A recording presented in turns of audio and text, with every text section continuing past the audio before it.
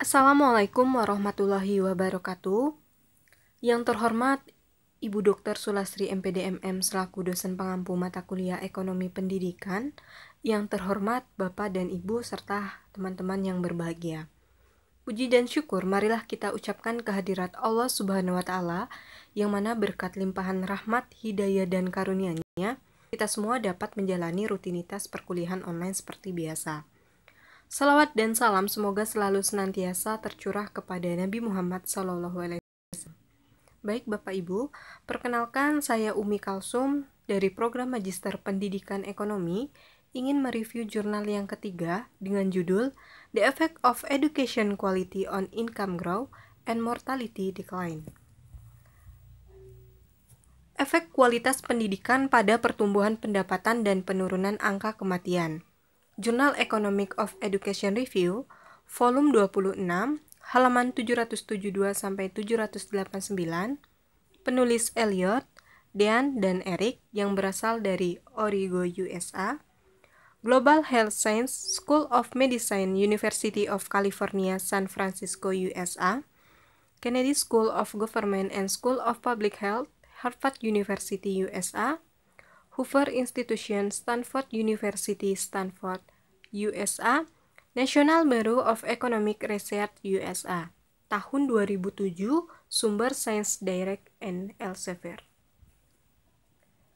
Introduction atau perkenalan terlebih dahulu, bahwa dampak pendidikan pada level dan pertumbuhan tingkat pendapatan telah menjadi subjek banyak penelitian dan debat.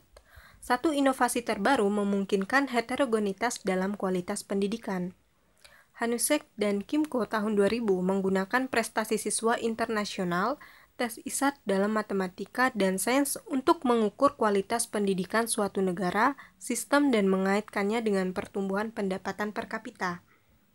Mereka menemukan hubungan positif yang kuat antara pendidikan kualitas dan tingkat pertumbuhan PDB suatu negara yang bersifat kausal. Dalam tulisan ini, peneliti membangun pekerjaan sebelumnya dalam sejumlah cara penting untuk menilai kembali pentingnya mutu pendidikan. Mulai dari gambaran umum dari data yang digunakan peneliti, bagian 3 mereplikasi dan memperluas karya Hanusik dan Kimco tahun 2000 tentang dampak kualitas pendidikan terhadap ekonomi pertumbuhan.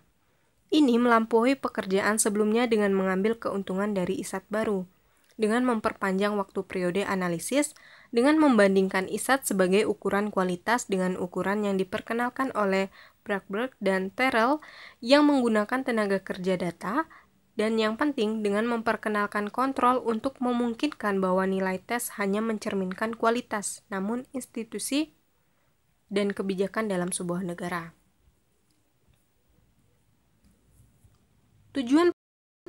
Tujuan penelitian ini untuk melihat, mengetahui, dan memahami sejauh mana pengaruh kualitas pendidikan pada pertumbuhan pendapatan dan penurunan angka kematian. Data penelitian ini berisi 62 negara, interval 10 tahun dari tahun 1960 sampai 2000. Beberapa variabel memberikan hasil ekonomi dan apa yang mungkin diberi label input standar untuk lintas model pertumbuhan negara untuk setiap dekade termasuk GDP per kapita, persediaan modal per kapita, total tingkat kesuburan, dan tahun pendidikan. Definisi dan sumber untuk semua variabel, seperti serta ringkasan statistik, muncul pada lampiran A. Informasi lebih lanjut dapat dilihat atau ditemukan di Jepang, Putra Jamison dan Hanusik tahun 2006. Hasil temuan pada penelitian ini terdiri dari 3 poin penting. Yang pertama, kualitas pendidikan dan pertumbuhan pendapatan dari tahun 1960 sampai 2000. Yang kedua, mekanisme yang mungkin untuk efek pendidikan kualitas pada pendapatan. Dan yang ketiga, kualitas pendidikan dan penurunan angka kematian bayi. Untuk penjelasan hasil temuan yang pertama, pendidikan dan pertumbuhan pendapatan tahun 1960 sampai 2000. Tugas pertama dalam penelitian ini memastikan apakah hubungan yang diperkirakan sebelumnya antara pertumbuhan dan kualitas angkatan kerja tahan terhadap data baru dan pemeriksaan lebih lanjut. Peneliti mempertimbangkan beberapa aspek dari terkait dengan data dasar, sampel negara, dan periode dari waktu pengamatan. Kemudian, seiring perkembangan kerja empiris pada pertumbuhan, berbagai kekhawatiran tentang data telah muncul. Itu pengukuran dasar tingkat pendidikan tidak terduga sangat sulit untuk berkembang secara konsisten dan dasar yang akurat. Hasil temuan poin kedua tentang mekanisme yang mungkin untuk efek pendidikan kualitas pada pendapatan. Jadi, di dalam jurnal berdasarkan tabel 1 menunjukkan kuat hubungan antara kualitas pendidikan sebagaimana diukur oleh ISAT dan hasil ekonomi, dan Cushion menunjukkan bahwa ada alasan kuat untuk percaya menjadi sebab akibat. Poin ketiga, kualitas pendidikan dan penurunan angka kematian bayi, di mana kondisi kesehatan telah berubah pada tingkat yang masuk akal, termasuk nilai perubahan kesehatan menjadi revisi NIPA mengarah ke reinterpretasi substansial dari sumber-sumber perubahan dalam kesejahteraan ekonomi nasional.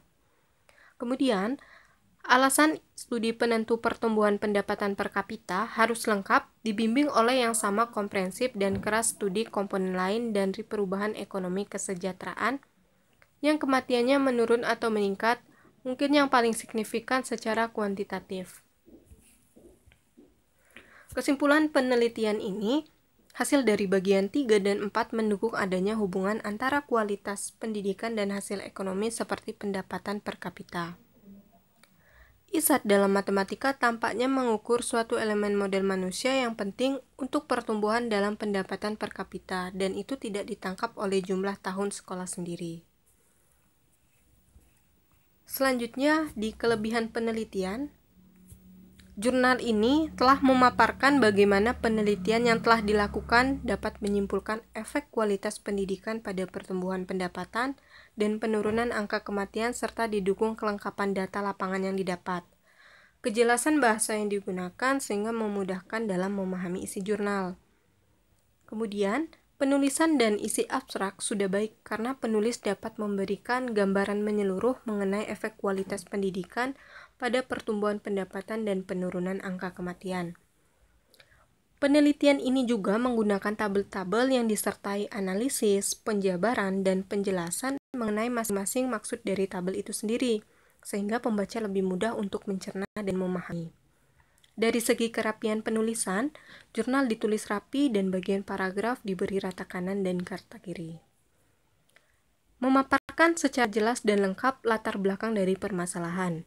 Pada bagian hasil temuan penelitian ini, penulis dapat mengembangkan beberapa poin kecil. Dan yang terakhir, menyertakan referensi. Untuk kelemahan penelitian ini, pada bagian kesimpulan jurnal memiliki kekaburan makna di beberapa subjudul dan membuat pembaca sedikit bingung. Ada beberapa pemilihan kata dalam jurnal ini terkadang masih ambigu yang mengakibatkan penalaran yang berbeda dari tiap pembaca satu dengan pembaca lain. Mungkin hanya itu saja penjelasan singkat mengenai review jurnal dari saya. Jika terdapat kesalahan kata maupun ucapan, saya mohon maaf. Kepada Allah saya mohon ampun. Wabillahi taufiq wal hidayah. Wassalamualaikum warahmatullahi wabarakatuh.